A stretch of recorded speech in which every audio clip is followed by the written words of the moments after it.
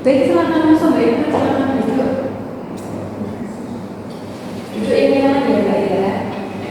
Ini Mbak Eka yang kemarin dijadwalkan pertemuan dengan saya ya Mbak? Iya. Oke, karena ini pertemuan pertama kita, Mbak Eka boleh memperkenalkan diri Mbak Eka terlebih dahulu.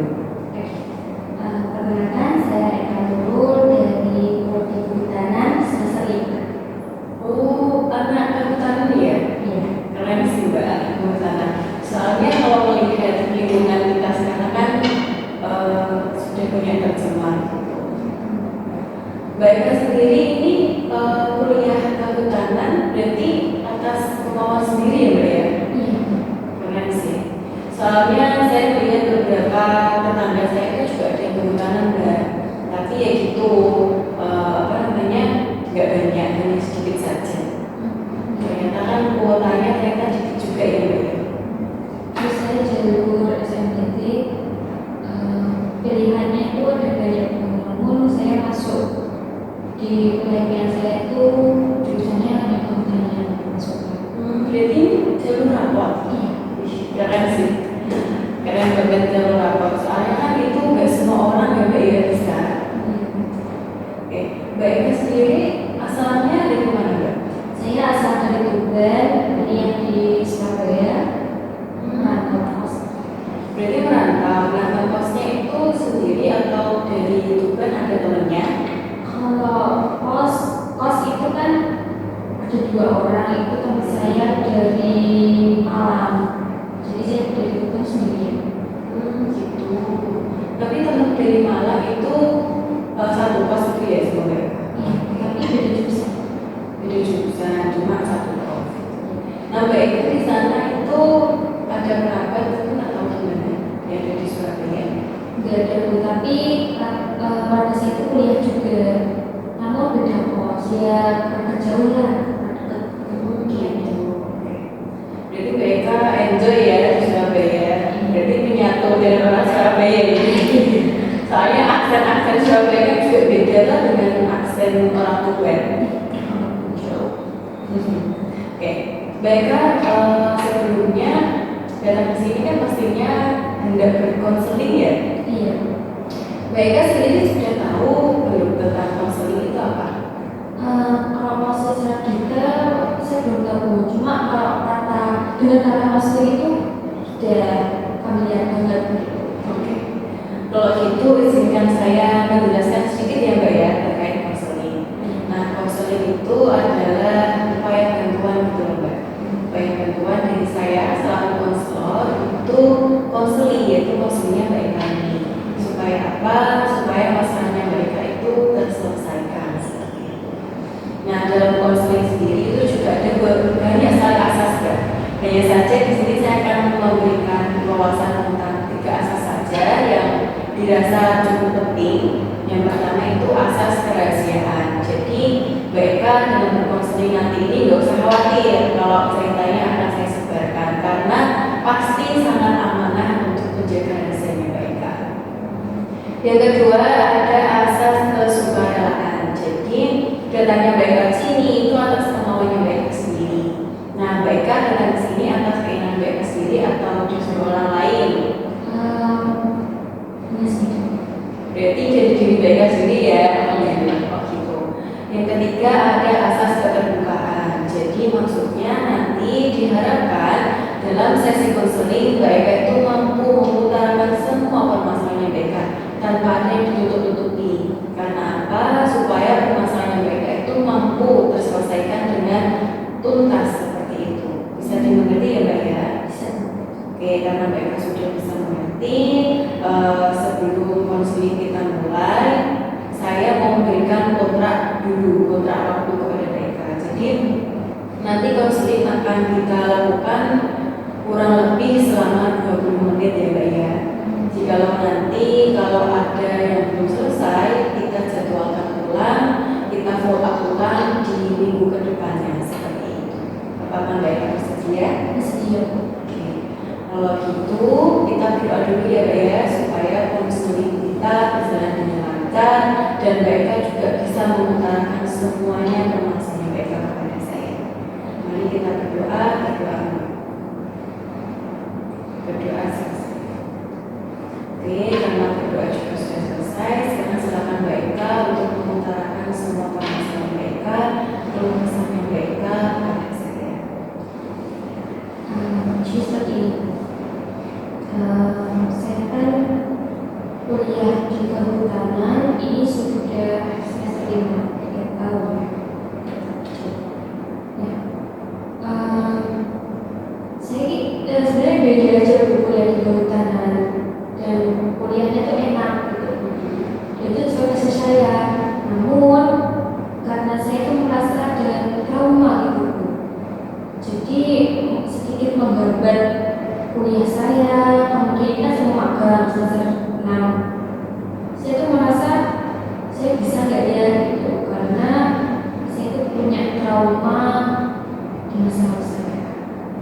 Oke, jadi di sini Mbak Eka itu merasa ada trauma masa lalu yang nantinya bisa menggambar perjalanan hidup Mbak Eka ke depan. Iya. Kalau boleh tahu trauma ini kenapa Mbak? Jadi dulu waktu saya SD kelas 6 itu sering banget jadi bahan bulian. Oh gitu. Ya, terus jadi teman-teman saya yang laki-laki itu jadi saya seringkali kan di depan kelas itu ada pohon cemara. Nah, ketika musim entong pompong Iya. itu sering banget kayak panen pompong gitu buat teman saya buat mainan apa. Nah, banyak teman cowok yang jahil lempar saya pakai kepompong, kemudian ditaruh sepatu saya, di baju saya, di tas saya, bahkan di kuping saya. Kan saya nggak pakai jilbab gitu ya, di kuping, di rambut gitu. Jadi nggak teman saya lihat saya ini pakai apa, pakai baju kepompong gitu, saya langsung teriak-teriak gitu. Terus berjalan di sekolah selanjutnya kan saya TS. Ketika melihat pohon itu saya merasa ada ulatnya gitu. Saya merasa takut sekali mendengar ulat, kemudian melihat pohon, apalagi pohon beringin itu. Saya pernah minum es di bawah pohon beringin sama teman-teman. Saya dijatuhi sama ulat warna hijau. Saya langsung teriak karena awal mulanya asma itu tadi. Oke. Berarti traumanya Mbak Eka ini sudah cukup lama ya Mbak? Iya.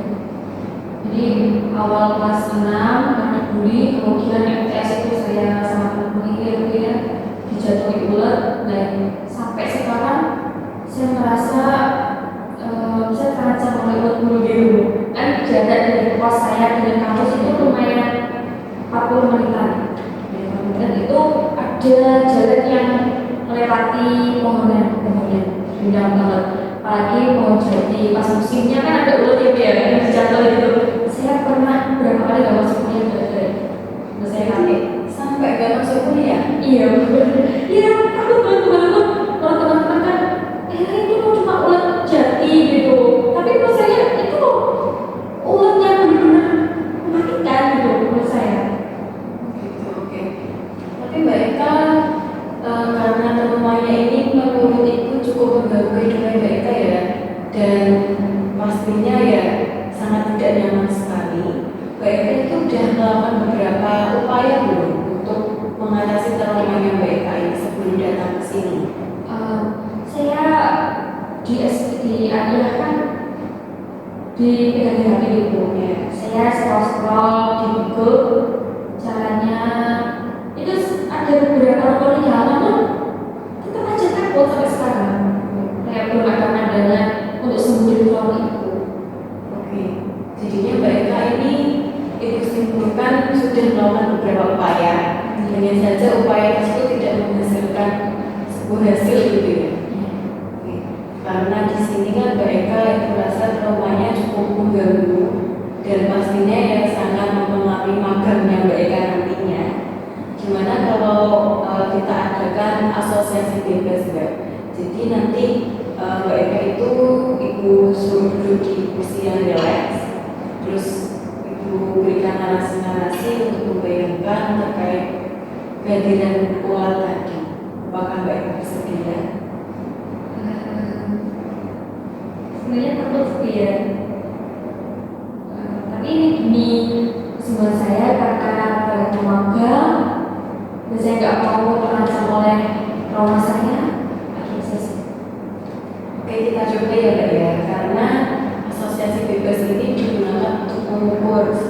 dalam trauma yang baik. Biar nantinya, karena ini kan pertemuan pertama, biar ibu itu bisa menganalisis seberapa sih trauma yang baik, terus nanti langkah kedepannya untuk trauma ini bisa sembuh seperti apa. Bismillah ya, kita sembuh. Oke baik, kita akan melakukan asosiasi bebas. Jadi baik sekarang duduknya yang rileks ya. Duduk yang nyaman, yang rileks, duduk rileks ini. Sekarang baik bisa memejamkan mata baik. Bisa baik tarik nafas dalam-dalam, lalu dikeluarkan. Tarik nafas lagi dalam-dalam, lalu keluarkan lagi. Tarik nafas lagi, keluarkan lagi. Oke, sekarang baik berada di sebuah taman yang sangat indah. Taman yang sangat indah, banyak bunga-bunga cantik, banyak pepohonan, dan sejuk sekali. Baik mulai berjalan dengan membawa peralatan pikniknya Mbak menyusuri jalanan yang warnanya hijau semua, memanjakan mata sekali.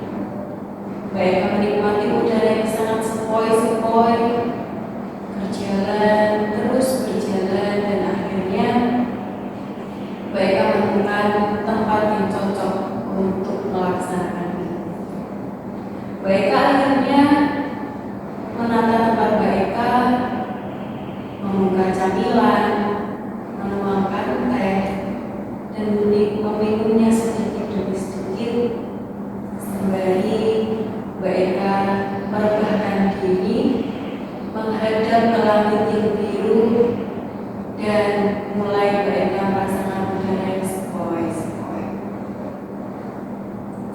Terdengar beberapa cuitan burung-burung yang ada di sekitar pepohonan membuat Mbak Eka semakin santai, dan semakin santai. Mbak Eka akhirnya membuka sebuah catatan kecil Mbak Eka dan mulai membaca beberapa puisi-puisi indah yang membuat hari-hari Mbak Eka hari ini terasa sangat luar biasa. Namun tiba-tiba angin berhembus sangat cukup kencang sampai beberapa daun rontok dan tiba-tiba ada orang jatuh di pergelangan tangan Mbak Eka. Mbak Eka dengan sangkulan saling menatap dan ya, ular tersebut berwarna hijau cukup besar dan dia berjalan dengan pelan-pelan mulai naik ke tangan Mbak Eka, berjalan lagi, sekarang sudah sampai ke pundaknya Mbak Eka.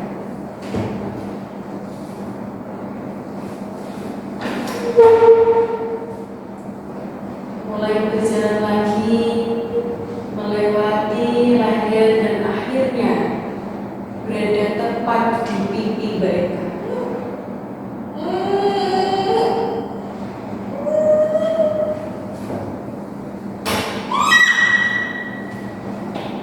Oke, akhirnya ular tersebut mulai berjalan menjauh, turun, melewati bahu, lalu pundak, ke lengan, akhirnya dia sampai di ujung tangan.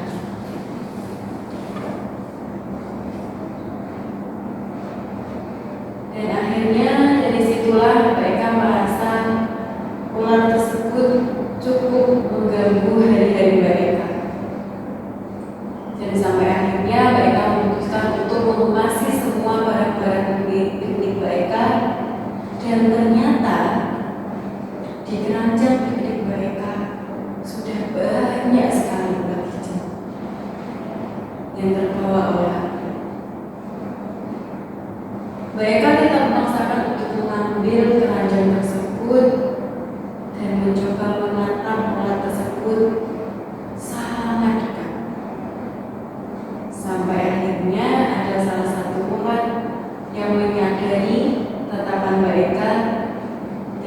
akhirnya menatap kembali ke wajah mereka.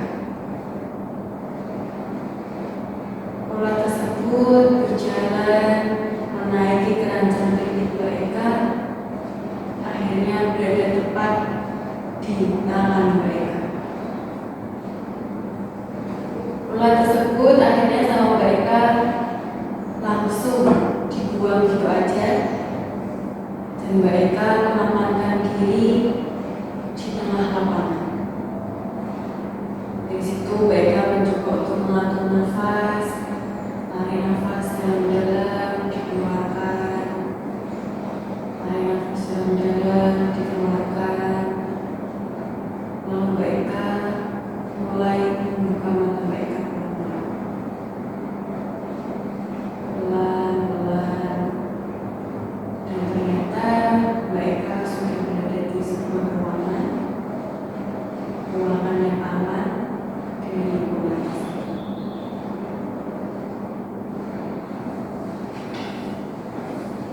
Anak diri mereka mulai ada air minum, minum.